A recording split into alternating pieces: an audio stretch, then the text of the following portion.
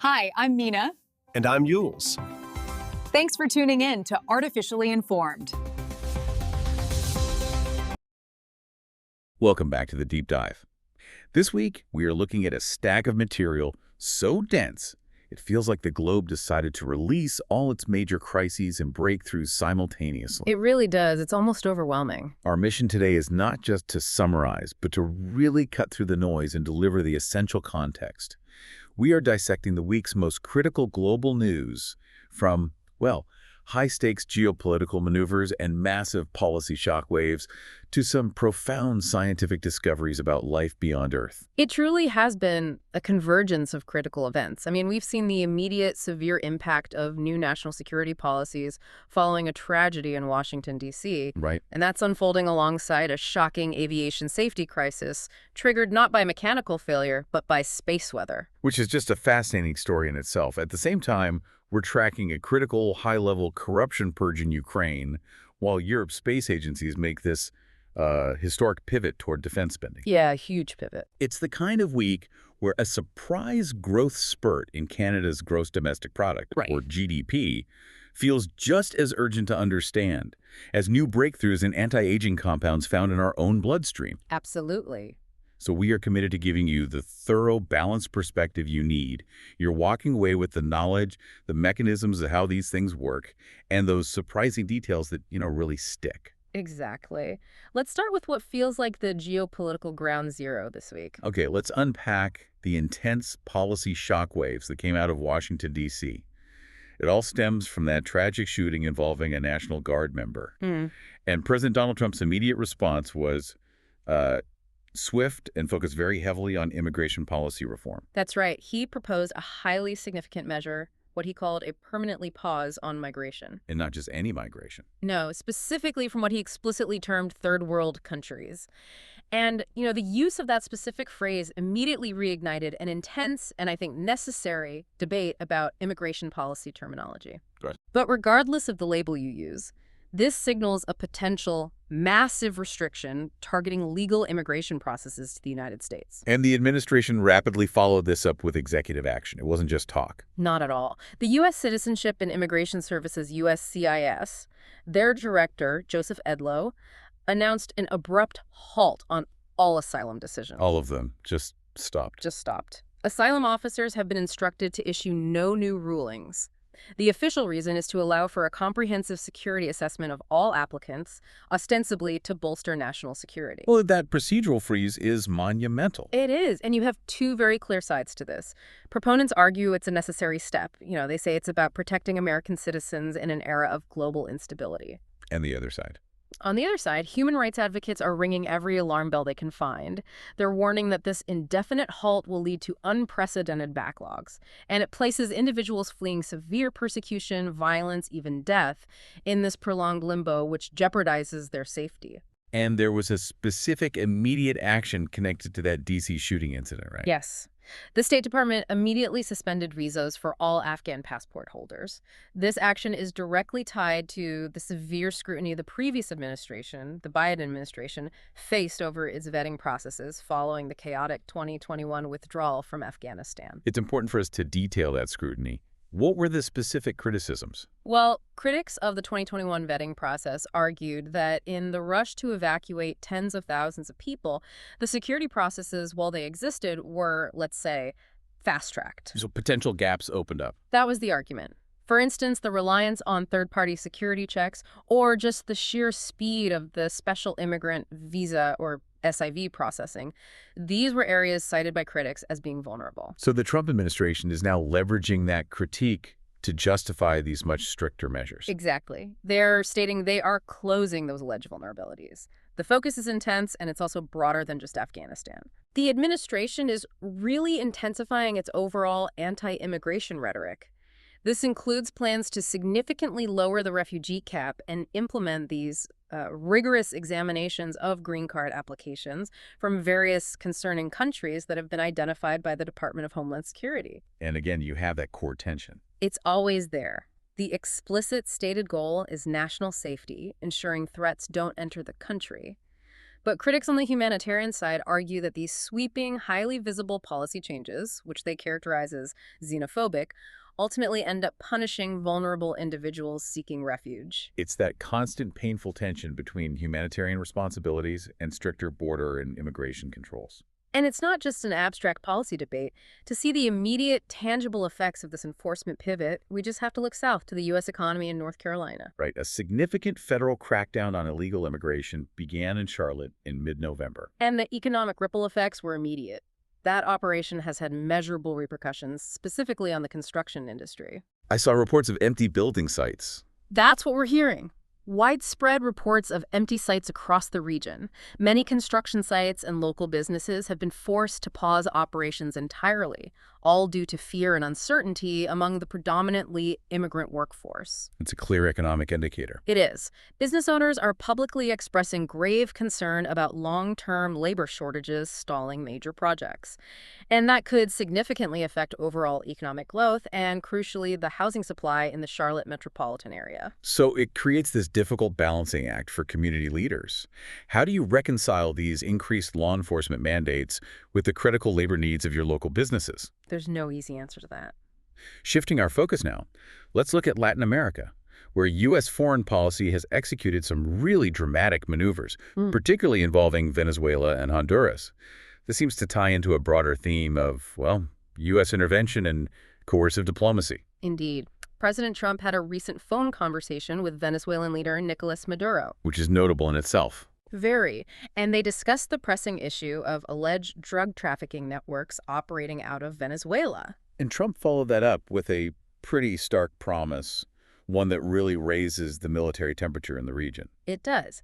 He stated publicly that the U.S. is set to initiate land actions against these networks very soon. Land actions, that's a huge step. That is a major escalation, particularly as it comes alongside an existing intensification of the U.S. military presence in the Caribbean. Right, we've seen the deployment of major naval assets. Including the world's largest aircraft carrier, all ostensibly to combat drug trafficking. And to be fair, U.S. forces have successfully targeted over 20 alleged drug trafficking vessels since September. Resulting in substantial fatalities, which the administration points to as a measure of success. Right.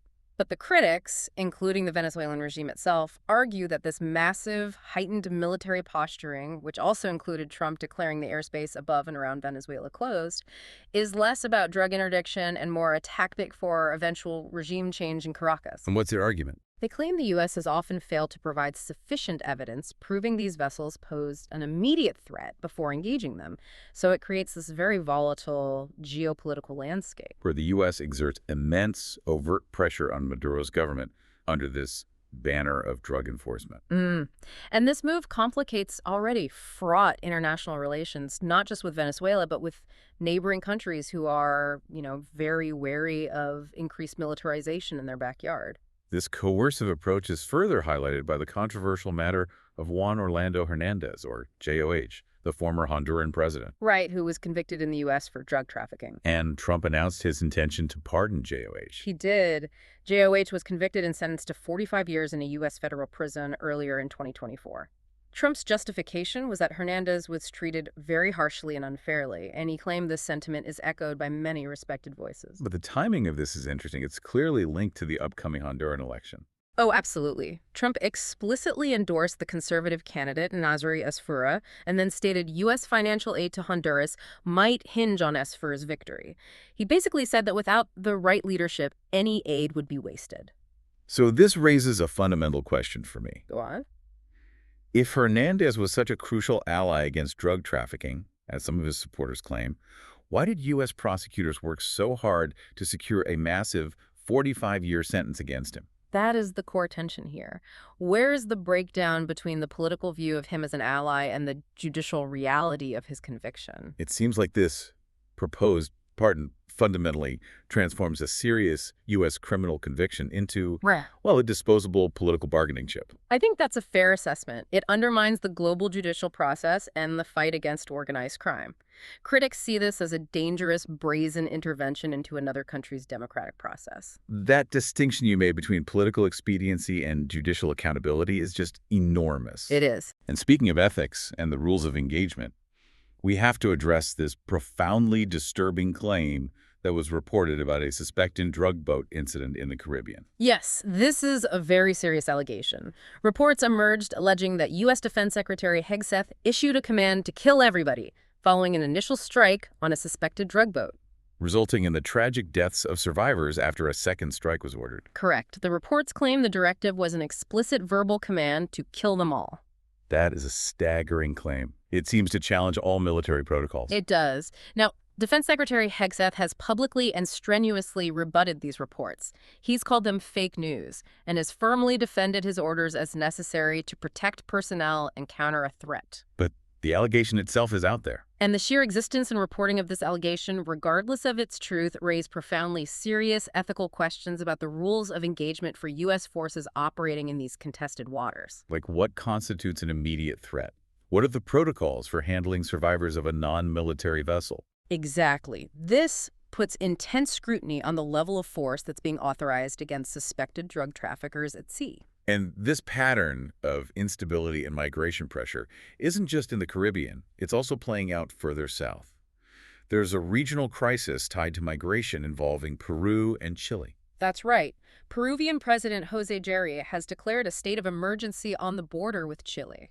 This is a direct response to a surge in undocumented migrant crossings. Mostly Venezuelans. Predominantly Venezuelans, yes, fleeing the ongoing economic crisis and political hardship in their country. And the situation was exacerbated by rhetoric in Chile's upcoming election. It was. Specifically, the presidential runoff, where the far-right candidate José Antonio Cast has promised much stricter border measures, including the immediate detention and expulsion of undocumented migrants. So Jerry in Peru, who is himself a far-right leader, is responding to this. Right. He asserted that the surge poses a direct threat to public safety in Peru and confirmed that military troops would be deployed to the border. But the Chilean government doesn't agree with Cast's approach. No. The Chilean Minister of Security, Luis Cordero, actually criticized Cast's rhetoric for using these vulnerable people as political pawns.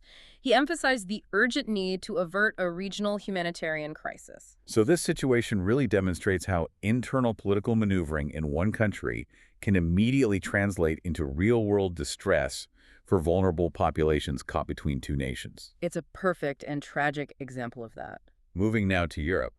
The war in Ukraine continues, of course, but the most seismic events this week occurred within Kyiv, centered on a massive corruption scandal. Yes, we saw the high-level resignation of Andrei Yermak. He's President Volodymyr Zelensky's powerful chief of staff, a key negotiator. And this follows some intense anti-corruption raids. Very intense. They were conducted by Ukraine's National Anti-Corruption Bureau, which is known as NEU, and the Special Anti-Corruption Prosecutor's Office, or SAP. Okay, so for our listeners, let's clarify the roles here. NEBU is the main body responsible for investigating high-level corruption cases. Correct. And then SAP is responsible for prosecuting them. This tandem action is crucial for any real accountability. And the resignation came amid the exposure of a reported, what was the figure? A $100 million graft scheme. That financial scope is just staggering. It is. Yermak, a very close associate of Zelensky, resigned just weeks after the scheme implicated the president's former business partner and had already led to the resignations of 2 government ministers. So the Western media immediately characterized Yermak's fall as a major political crisis. A political earthquake for the Zelensky administration is how some put it, and it's seen as very damaging to international confidence at a critical time. Yermak's own narrative is quite complex, though. It is. He denied any involvement in wrongdoing, of course. But he stated he felt desecrated and unsupported following the raid, and even expressed an intent to potentially serve on the front lines to escape the political drama. And then, of course, you have the Russian narrative. Yes, conversely, a senior Russian diplomat, Rodion Moroshnik, claimed that Zelensky fired Yermak not for some kind of reboot, but to actively cover up his own alleged corruption. So the internal debate is highly polarized. Yeah. Is this a genuine, necessary anti-corruption house cleaning? Or is it a costly shakeup that jeopardizes stability during wartime? That's the question. Crucially, this whole scandal puts Ukraine's vital European Union, or EU, accession hopes at severe risk. Oh, absolutely. The EU's Justice Commissioner, Michael McGrath, issued a very clear, uncompromising warning. He said that prosecuting and convicting high-level figures linked to corruption is a non-negotiable step. So no special treatment. He stressed that Ukraine will not receive any preferential treatment in its accession process. It has to adhere to the exact same rigorous rule of law standards that apply to all candidate countries. So the outcome of this Yermak and Graf scandal is literally tied to Ukraine's European future. Literally. It's that important. And compounding all this internal political turmoil is the relentless Russian warfare. Kiev suffered a significant assault this week. Yes.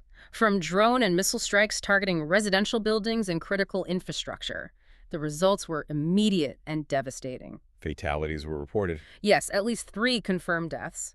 And it left over 600,000 residents without power across multiple regions.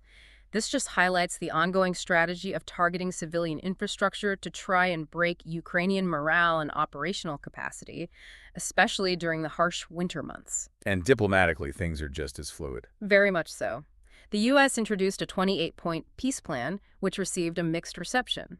Some European leaders expressed deep skepticism about its implications for regional stability. The worry being it might concede too much ground to Moscow. That's the fear. Nah. And we also saw the arrival of the controversial new U.S. envoy, Dan Driscoll. His appointment raised some immediate apprehension. It did, because some observers view him as a mere implementer of President Trump's directives rather than an independent negotiator with a deep historical understanding of the complex regional politics. There were even reports of intimidation tactics. Yes, reports suggested he hinted at dire consequences should Ukraine refuse to engage in peace talks proposed by the Trump administration. And his close ties to Vice President J.D. Vance add another significant layer of political intrigue to these delicate negotiations. And finally, on this front, we had a very public diplomatic clash about war narratives. It really illustrates the information war that's running parallel to the physical one. Absolutely. The Russian embassy in the United Kingdom slammed British press outlets, specifically the Daily Telegraph, for allegedly misquoting President Putin. Yes. They contested reports that Putin claimed Russia intends to fight until every last Ukrainian is dead. They argued that the quote was taken entirely out of context. And their version. Their argument is that he was actually referencing those within Ukraine who advocate for continuing the conflict until total destruction, rather than it being a statement of Russian intent, a crucial, if subtle, distinction they wanted to make. Moving to another area of conflict and human rights concern, we have to note the ongoing situation in Myanmar. Yes, the United Nations has raised very serious concerns about the planned elections there, which are scheduled for December 28, 2025. The fear is that they are set to deepen repression and instability, rather than restore the democracy that was lost after the 2021 military coup. Right. The UN Office of the High Commissioner for Human Rights, the OHCHR, pointed out that the military regime is actively coercing civilians into voting, while at the same time using harsh new electoral laws that criminalize dissent. Exactly. With opposition leaders like Aung San Suu Kyi imprisoned and many political parties dissolved, the UN views these elections as a mere facade, just something designed to legitimize the military's continued control. Shifting now to the Middle East, the global spotlight on human rights remains incredibly intense, particularly in the West Bank. The OHCHR issued a condemnation following the fatal shooting of 2 Palestinian men by Israeli border police in Jenin. And there was video footage. Yes, video footage reportedly captured the 2 men appearing to surrender during the operation just before they were shot. The OHCHR condemned this incident as a potential summary execution. That's incredibly strong language from a UN body. It is, and they said that these events are becoming part of a disturbing trend. They noted that since October 7, 2023, at least 1,030 Palestinians have been killed by Israeli forces and settlers, and they say without adequate accountability. And this alleged incident follows an assertion by a separate UN panel. Yes, a separate panel asserted that Israel is operating a de facto policy of torture in its detention centers. And what's that based on? That panel cited reports from various rights groups detailing severe conditions and alleged systematic physical and psychological abuse of detainees. Now, Israel has historically denied such claims, insisting its interrogation methods comply with international laws. But the accumulation of these reports, especially with the OHCHR using terminology like summary execution, could significantly affect Israel's diplomatic standing and international investigations. It absolutely could. It puts them under immense pressure. Moving now to Southeast Asia, we have a story about a nation still searching for accountability and justice 5 decades on. East Timor. Still grappling with the legacy of the devastating Indonesian invasion and the subsequent 24-year occupation that began way back in November 1975. This was shortly after its independence from Portugal. Exactly.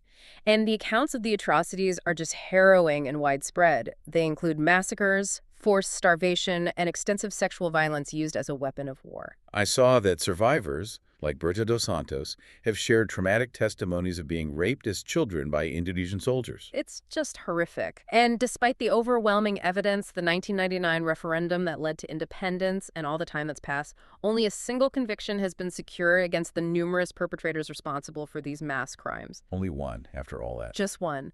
And this is the painful dilemma currently facing East Timorese leaders. They are prioritizing crucial diplomatic and economic relations with Indonesia, which complicates the domestic push for true accountability for these historical mass crimes. It's that classic tension between political pragmatism and the deep, deep need for judicial closure for a generation that was traumatized by occupation.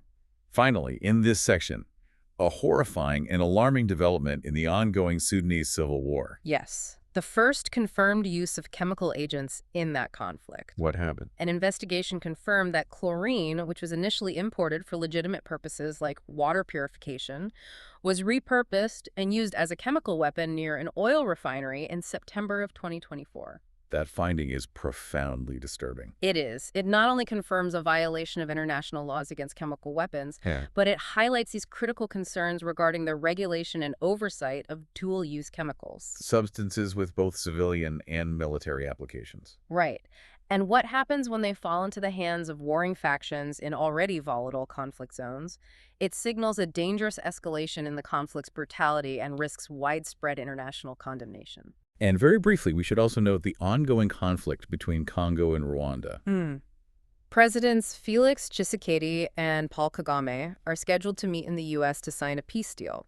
It's aimed at addressing the increased violence in eastern Congo, specifically concerning the Rwanda-backed M23 rebels. And the agreement is contingent on Rwanda withdrawing support to the M23. Yes, but observers remain very skeptical. Similar promises have been made and broken in the past. Regional stability really hinges on whether external powers can genuinely broker a lasting cessation of hostilities and support for these militant groups. Let's pivot now to what might be the most bizarre and urgent technical crisis of the week one that links deep space weather directly to global aviation safety. And your holiday travel plans. Exactly. Airbus issued a critical alert regarding a software flaw affecting approximately 6,000 A320 family aircraft worldwide. This is a major, unexpected operational crisis, and it's because it occurred during one of the busiest global travel weekends. The timing couldn't have been worse. And the root cause is fascinatingly scientific. It's the potential for intense solar radiation to interfere with and corrupt data that's used by the flight control systems. And this interference has been directly linked to reported sudden, dangerous altitude drops during flight. Okay, so you need to break this down for us. How exactly does a solar event happening millions of miles away interfere with a tiny computer chip in the cockpit of a plane? Right, so the mechanism is called a single event upset, or SEU. When high-energy solar particles, often protons, they strike the Earth's atmosphere, and they generate these showers of secondary particles that can actually penetrate the aircraft's fuselage. Okay.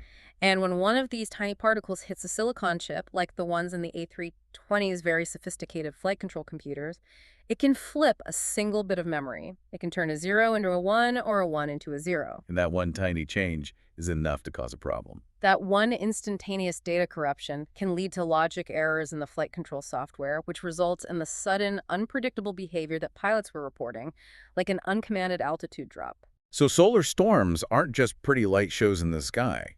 They are actively creating this micro-level memory corruption that can threaten flight safety. Precisely. The requirement for immediate action was clear, and the operational impact was staggering and immediate, right across the globe. We saw airlines worldwide, particularly in Asia. Yes. Indigo, Air India Express, and Jetstar in India, they were all grappling with the grounding of 200 to 250 affected planes in India alone.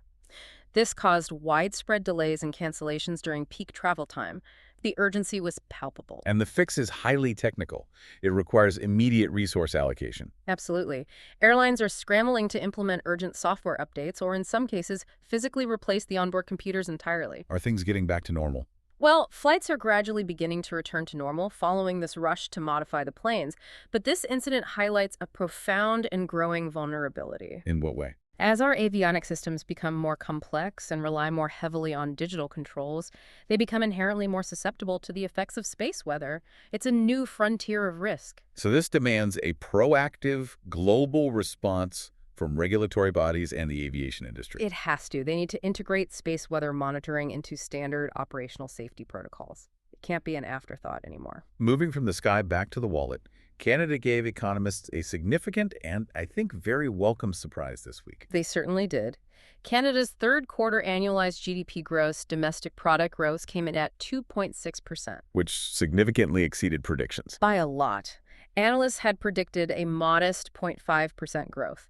And this provides a strong counterbalance to the previous quarter's contraction of 1.8%, which pulls Canada away from immediate recession fears. So what specifically drove that unexpected surge? It was heavily buoyed by two main external factors. First, crude oil and bitumen exports saw a massive 6.7% increase. That's a global commodity factor. Right. And second, a rise in government capital investments and spending. So while the growth is strong, economists are cautioning that it might be a temporary statistical anomaly driven largely by non-consumer factors. Okay, so what are the underlying weaknesses then, if we look beneath that headline number? Well, underlying fragility persists across the domestic market. Overall, final domestic demand was flat. Consumer spending is showing weakness. And early estimates for October already hint at an immediate decline of 0.3%. So the good times might not last. Probably not. The Canadian economy also faces headwinds from U.S. tariffs that affect key export sectors. So while 2.6% sounds fantastic, it's not time to declare victory over economic headwinds just yet. Meanwhile, in the U.S., the economic mood is anything but optimistic. No. A chief information officer, a CIO, assessed that U.S. consumer sentiment has collapsed. Collapse, that's a strong word. It is, and it's perhaps the major warning sign in the U.S. economy right now. U.S. households are showing clear distress signals. It's the inflation rate. Shoppers are feeling the persistent draining pinch of inflation and the rising costs of living. And that has now translated into mounting fears about job security. This widespread reluctance to spend could have far-reaching implications for businesses that rely on domestic consumption. Now, in contrast to that widespread distress, let's look at one specific model of economic success. We saw the story of a couple earning a six-figure income from 28 rental units. Yes, using their highly detailed buy box investment strategy. I think this is a great example of applying technical criteria to investing. The buy box isn't just a vague idea, is it? Not at all. It's a very specific set of criteria that you use to filter and secure profitable rental properties that provide positive cash flow. What kind of criteria are we talking about? Well, these criteria might include a minimum cap rate, that's capitalization rate of, say, 8% or higher, or specific demographic growth thresholds in the target zip code, or even strict limits on the age of the property to minimize future capital expenditures. It's very data-driven. So that strategy works for seasoned, disciplined investors. But for the average consumer, another financial warning sign is flashing bright red across the economy. The rapid rise of BNPL buy now, pay later services. Yes. Reports show that consumers, particularly younger demographics, are accumulating debt at a frightening pace through BNPL. They are fundamentally overestimating their ability to manage future payments. They see it as interest-free credit rather than what it actually is, which is installment loans. Exactly. And the core risks are compounding debt and a lack of traditional credit reporting. This means consumers might be borrowing far beyond their capacity without the traditional safety checks in place. So BNPL debt is rising rapidly. And it requires stronger regulatory guidelines to protect consumers from potential exploitation by firms that are keen on maximizing profits through regulatory loopholes, especially in times of widespread economic stress like this. We should also note some critical global food trade issues this week, which really highlight how sensitive our supply chains are. China, for instance, has banned pork imports from the Barcelona province in Spain. Why? Because Spain reported its first cases of African swine fever in over 3 decades. So, boom, the door slams shut. And China also suspended soy imports from 5 Brazilian exporters. Yes, including giants like Cargill and Louis Dreyfus. This was after they detected pesticide-treated wheat mixed in with some soybean shipments. So while Brazil remains China's major source of soy, These incidents just highlight the extreme sensitivity and complexity of global food supply chains. A single detection of a contaminant or a disease can trigger massive, immediate trade disruptions. It underscores that constant tension between national food security and international trade protocols. we've had horrific reports of devastating weather events globally this week, reinforcing the growing reality of climate risk and the need for preparedness. Satellite images captured a rare cluster of 3 cyclones simultaneously. 3 at once. 3 at once, leading to catastrophic flooding across Southeast Asia. The overall death toll surged past 321, with Indonesia, Thailand, and Malaysia reporting severe consequences. Infrastructure damage, crop destruction, massive displacement. And the disaster caused by Cyclone Ditwa in Sri Lanka was equally devastating. It was. It led to 123 deaths and 130 people missing. Over 44,000 people were displaced by severe flooding and mudslides, particularly impacting the Central Hill Country, which is known for its vital tea plantations. And these events really reinforce that dire scientific warning that was released this week. Yes, that approximately 2 billion people face exposure to increasingly dangerous conditions, including economic instability, health crises, and environmental disasters, unless significant changes are implemented globally. The urgency for disaster preparedness and policy reform is immense. And the costs of inaction are measured in lives and mass displacement. We're seeing it in real time. Finally, let's touch on the environment intersecting directly with geopolitics. China released an environmental assessment of the disputed Scarborough Shoal. Which they refer to as Huangyan Island, and which is contested with the Philippines. And what did their assessment claim? China claims the coral reefs there are healthy and resilient. They rated them as excellent, with no cyanide contamination detected in the samples they took. And this assessment is, of course, used to justify their control over the area. But even within their own report, there's a strong warning.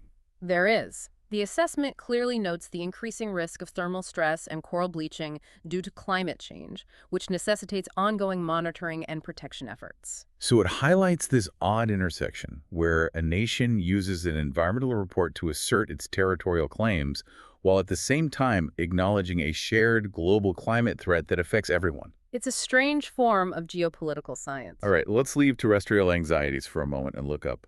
The quest to uncover extraterrestrial life is fundamentally changing its focus. It is. It's shifting strategically beyond just the traditional habitable zone, what people often call the Goldilocks zone, where water can exist in liquid form. So researchers are now emphasizing the critical importance of studying exoplanet atmospheres for biological indicators. Why is the habitable zone alone misleading? Well, because a planet might be the exact right distance from its star, but if it lacks the necessary atmosphere to retain heat, or if that atmosphere is toxic, life as we know it simply can't survive. So it's like having a house in the right neighborhood but no roof or working plumbing. That's a perfect analogy. You have the location, but none of the necessary infrastructure for life. So the key clues are gases like oxygen and methane in the atmosphere. Exactly. Finding high concentrations of both oxygen and methane simultaneously is a very strong indicator of biological activity. Why both? Because these gases quickly react with each other. They shouldn't persist in large quantities in an atmosphere unless something, and that something is likely life, is continuously replenishing them.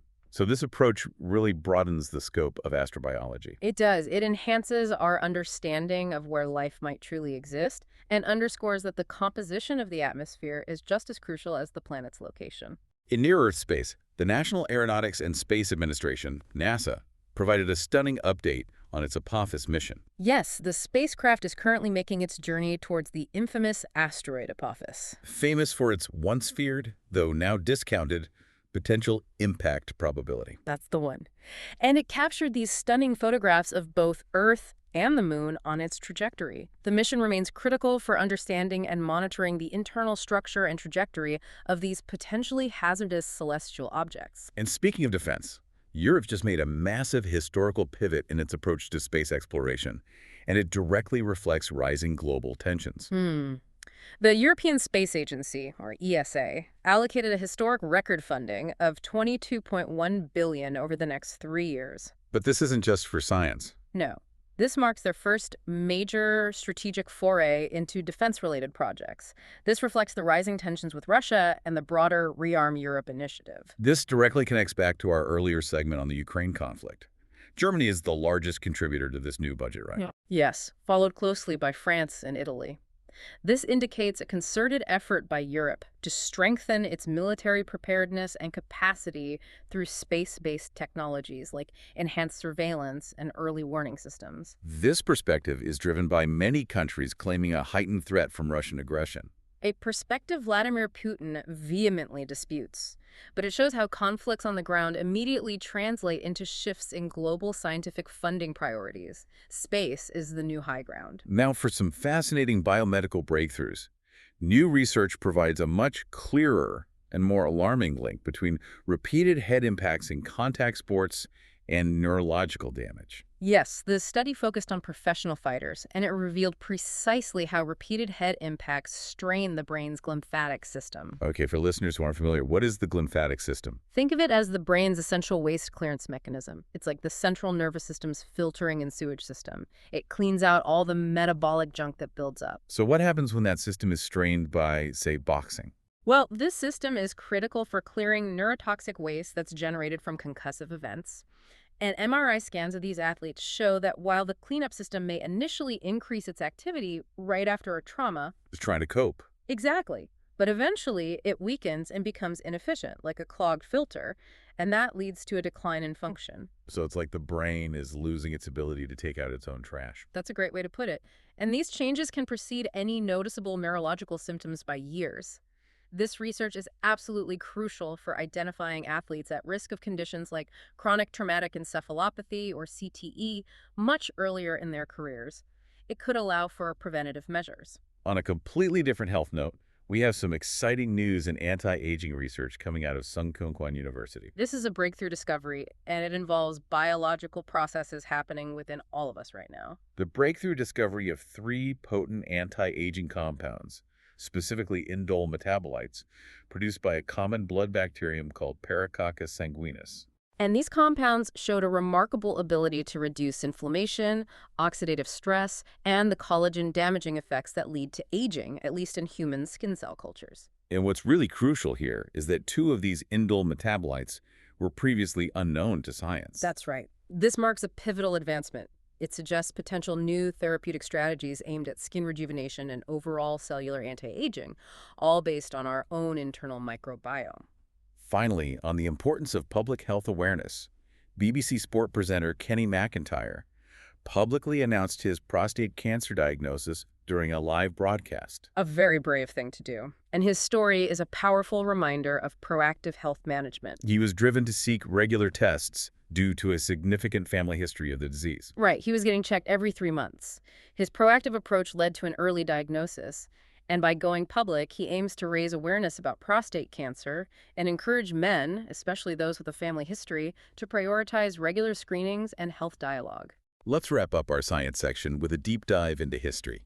Major archaeological confirmation came out of Greece this week, bridging centuries of historical guesswork with hard physical evidence. Yes, researchers confirmed that the remains found in the ancient tomb at Vergina, Greece, belonged to Philip II, Alexander the Great's father. And this confirmation provides crucial context to the transition of power in the ancient Macedonian Empire. It does. Philip II was an absolute military prodigy in his own right. He's the one who transformed Macedonia into a dominant power and really laid the groundwork for Alexander's expansive conquests across the known world. So this confirmation provides crucial insights, not just into ancient Macedonian succession and burial practices, But it also physically confirms the lineage that produced one of history's most renowned figures. It connects the bones to the legend. Technology remains a powerful force, but its double edge is becoming sharper, especially in the hands of malicious actors. At the Russian Dialogue Club forum, urgent discussions centered on the sharp rise in AI-driven cyber offenses.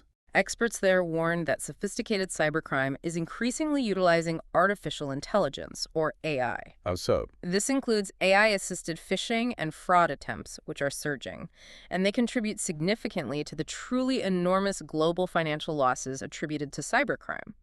Reports by Interpol put this number at over $13 trillion. $13 trillion. It's a staggering figure. The speed and personalization that AI allows make these attacks far harder to detect and defend against. On the defense technology front, the UK successfully completed highly advanced live-fire trials of its new Dragonfire laser weapon. This is a major military technology milestone.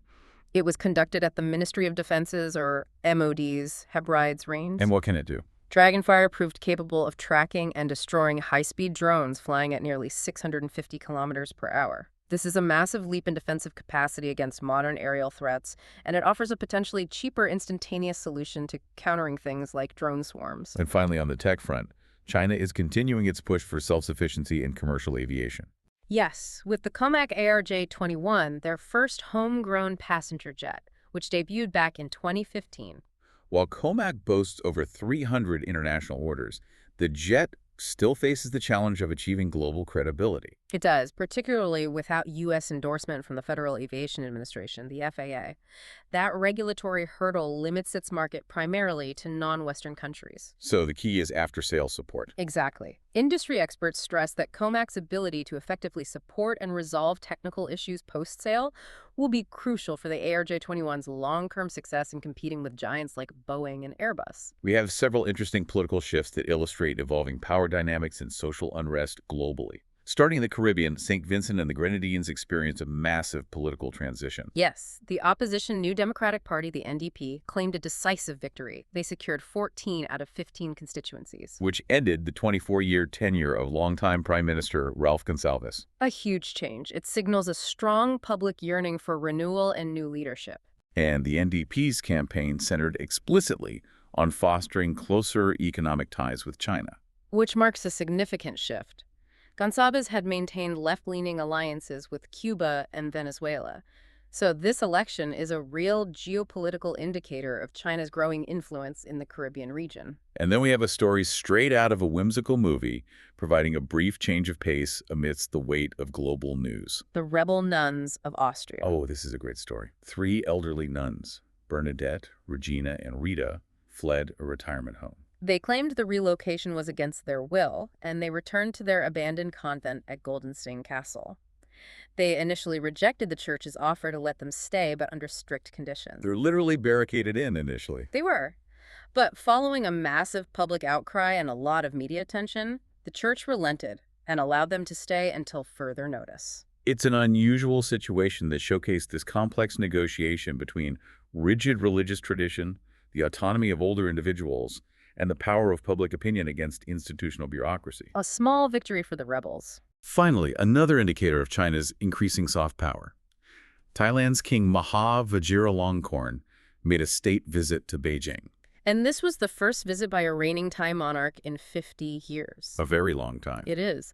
And while Thailand has historically maintained strong ties with the U.S., this state visit signals a strategic, pragmatic embrace of China for economic growth and security cooperation. It underscores Thailand's nuanced foreign policy approach in balancing these regional giants. They are clearly hedging their bets on future power structures in Asia. We must also address a small but impactful policy shift in the UK involving asylum seekers. Yes, the government announced a ban, effective in February, prohibiting asylum seekers from using taxis for medical appointments unless it's specifically authorized by the Home Office. And critics argue this just further isolates vulnerable individuals. Right. They say it complicates their access to essential healthcare services, particularly for those with complex needs or mobility issues.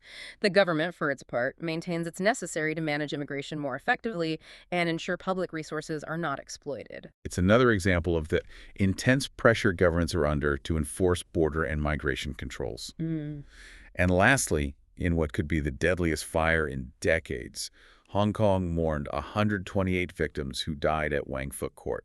The devastation prompted China to announce a nationwide fire safety inspection campaign focused intensively on high-rise buildings. And the community response was immense. It was. Volunteers quickly mobilized aid and set up supply stations. However, the Hong Kong Home Affairs Minister urged non-governmental organizations, NGOs, to coordinate more closely with the government. To streamline aid distribution and prevent confusion among victims waiting in long queues. It just speaks to the need for clear coordination in any disaster response, even in wealthy, well-organized cities.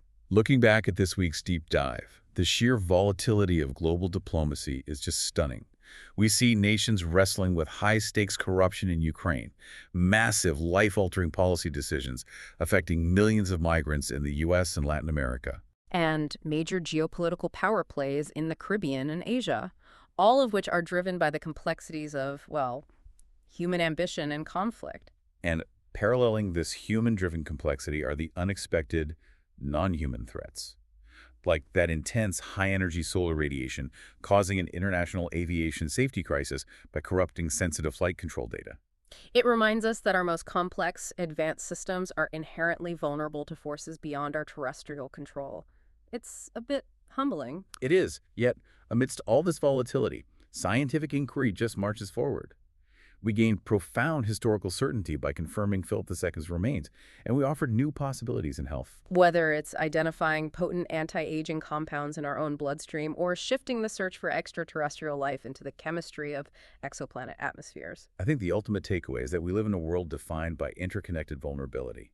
We have threats from the cosmos, that solar radiation disrupting flights, and threats from our own technology, AI, enabling trillions in cyber losses. Which begs a critical question about our global priorities. So here's our closing thought for you to consider and explore on your own.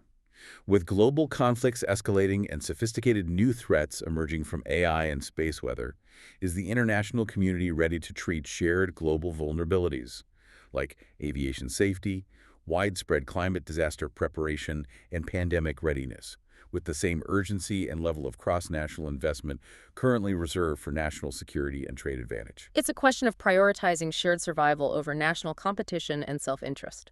A provocative and deeply worthwhile question indeed. Thank you for joining us for this week's Deep Dive. We hope you feel thoroughly informed. For enjoying Artificially Informed. Hit subscribe and share it with a friend. From the left, the right, and straight from the algorithm. Thank you.